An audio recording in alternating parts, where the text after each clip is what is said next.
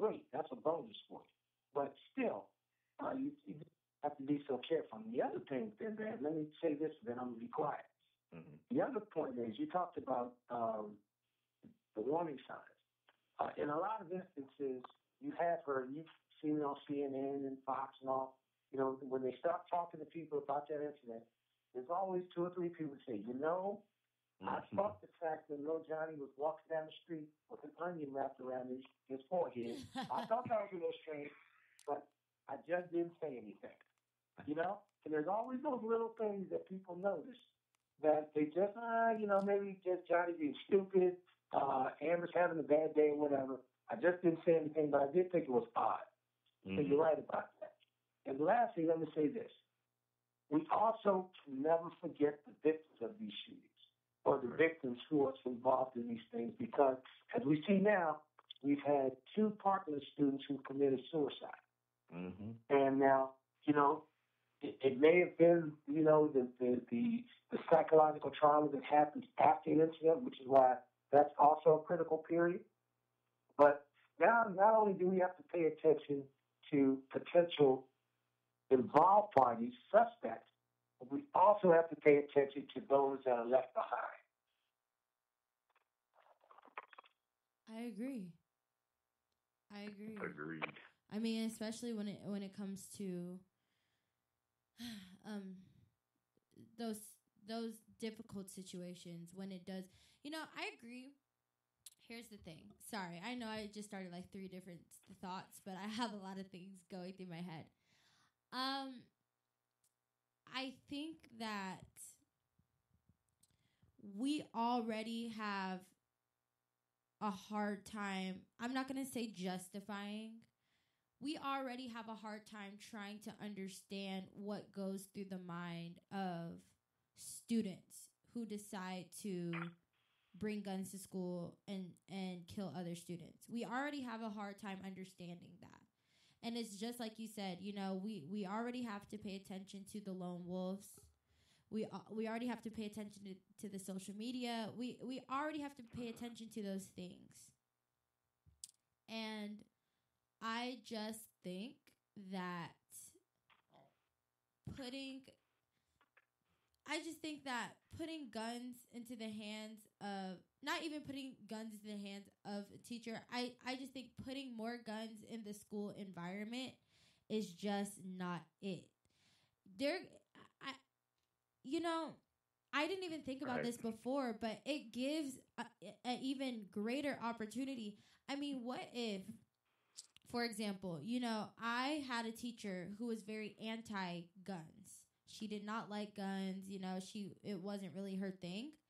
But if this is potentially a law that would require teachers to be armed, I could see a teacher like her, not having it on her, but maybe she would keep it in her desk, maybe something like that.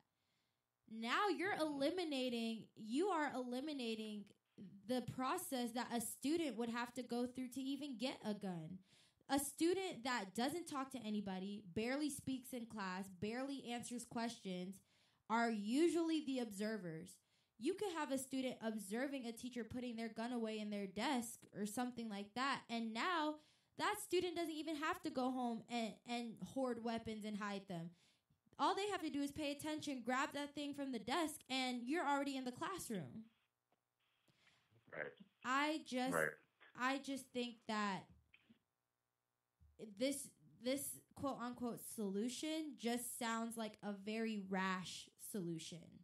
It's like, oh my God, too many school shootings. Let's just give the teachers guns. Like, it just sounds very rushed and not. It just sounds like it hasn't been thought through very well. I don't know. Well, I also add, MBZ,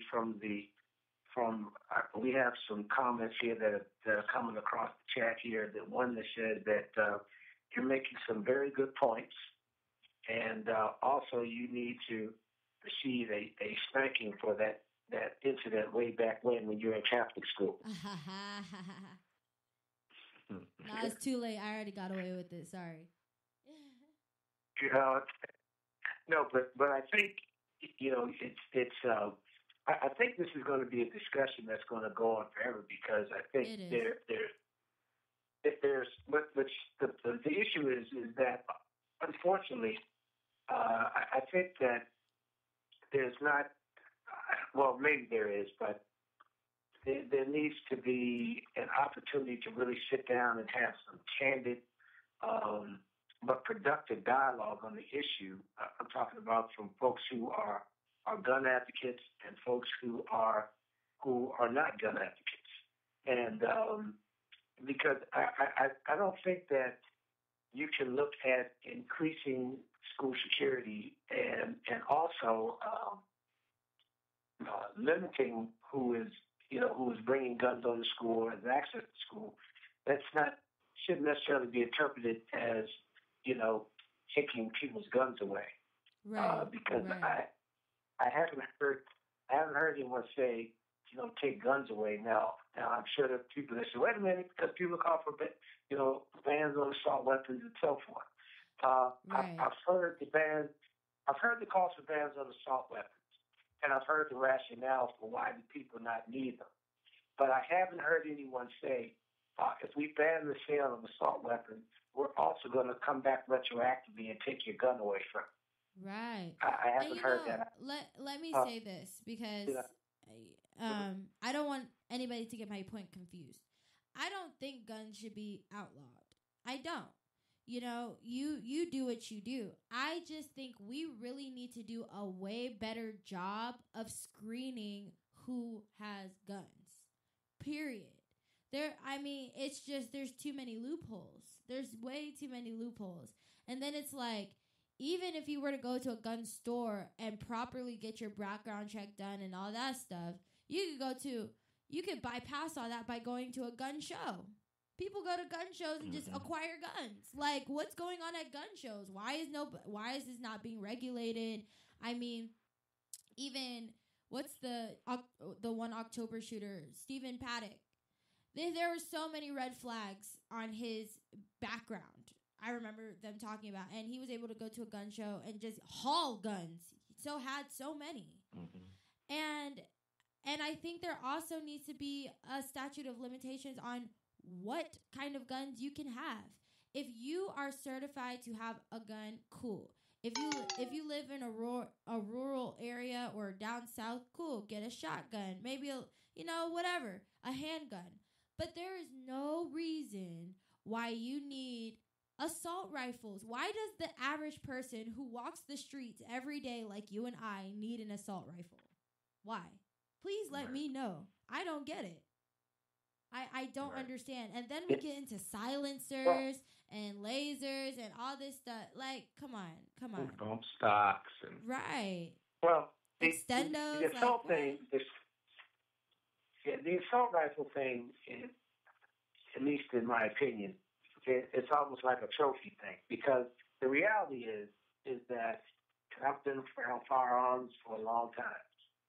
The reality is, if someone were to come into your house right now, I don't care whether you're living where you are in Easy, or whether you are in Dad, or whether you're in Baltimore, Seattle, wherever. If someone were to come into your house right now, and you took that assault rifle and started busting caps, that round is so hot and so powerful, it's probably going to go through about 5 or 6 houses before it stops, and it's going to take out everything in its path. It really is.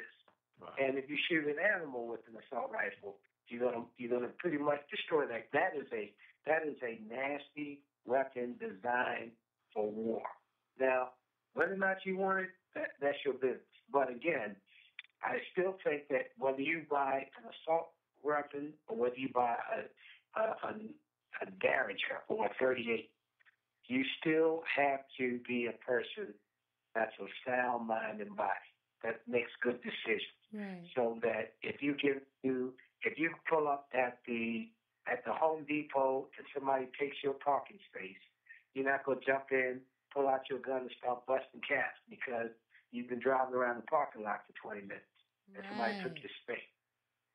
But getting back to the whole school safety thing, I just think that there needs to be a concerted effort to look at as many alternatives as possible to make the climate to make the climate to make the climate a place where teachers have the training and so forth to spot issues, and they also have the resources where if they find the problem, they can take it to a certain place or person.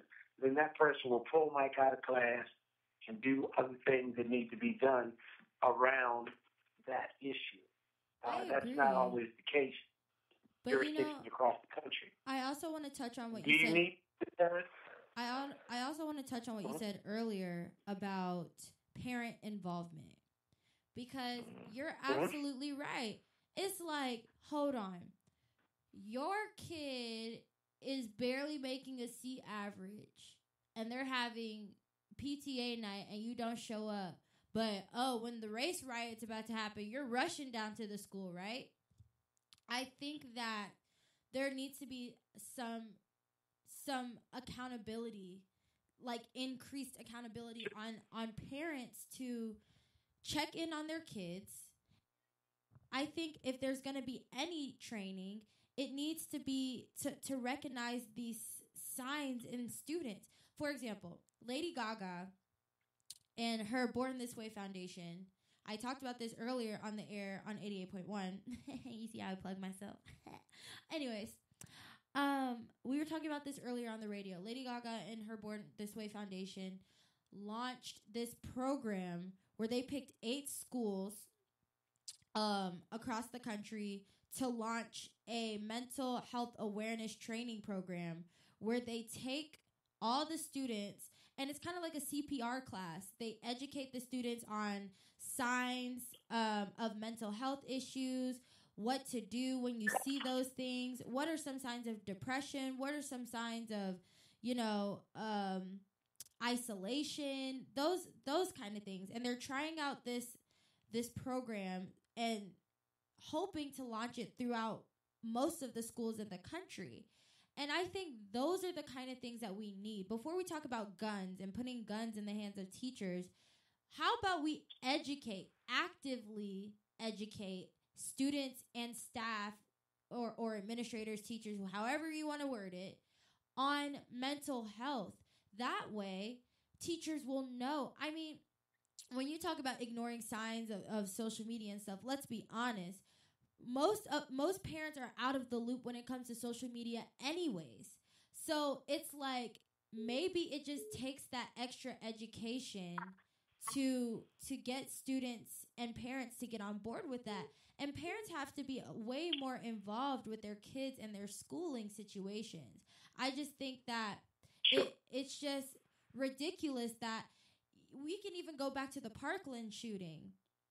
The kid who did the Parkland shooting had been posting nothing but weapons and all kind of stuff on his Instagram. You're talking about students reporting the Instagram. How about parents know what's on your kid's Instagram? Know what's going on, because it's like your kid has been posting guns for weeks before he even planned this shooting. A conversation could have saved that situation. He felt like he wasn't heard, he wasn't seen, and it was true because he was able to carry out this elaborate attack. So, excuse me. Oh, I had to sneeze. So, I just think that before we throw guns around, maybe look into some ways to further involve parents and train students on the signs and procedures that can be utilized before the situation gets out of hand. Because I really feel like a lot of this is just simply not knowing what to do, not recognizing certain things. I mean, sure, as a student, you can see somebody posting stuff like that, but you don't know when to interfere or when not to interfere. And I know a lot of these students, they don't think that they're being taken seriously. It's like, yeah, little Johnny's weird. Like he does this, he posts that, and then it's like, oh, well, we'll keep an eye on it. But you get the the staff gets carried away with things. They have things to do. They don't have time to watch Little Johnny because you reported Little Johnny's acting weird. So it's little things like that just need to be taken a little bit more seriously, in my opinion. I mean, people just need to be trained.